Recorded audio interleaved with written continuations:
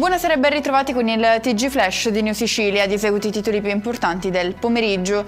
Papa Leone XIV ha nominato il cardinale Pietro Parolin legato pontificio per il 9° centenario della traslazione delle reliquie di Sant'Agata, in programma a Catania dal 16 al 18 agosto 2026. Sarà il cardinale a presiedere i momenti centrali dell'evento.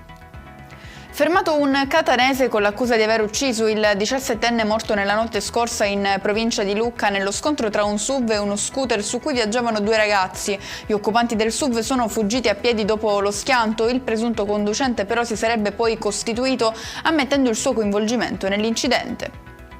Truffa del finto carabiniere a Cesarò, in provincia di Messina, protagonista un uomo di 32 anni colto in fragranza insieme al complice di 23 anni, originari entrambi della provincia di Catania. I due avrebbero preso di mira una 95enne riferendole di un presunto incidente in cui era rimasta ferita la figlia. A mettere in fuga i 2 truffatori, giunti sul posto per ritirare i beni di valore, l'intervento di alcuni familiari. Prosegue il fenomeno del furto di rame. Nel corso di 3 distinti interventi a Palermo gli agenti hanno arrestato 3 giovani denunciandone un quarto. Il materiale rubato è stato poi recuperato.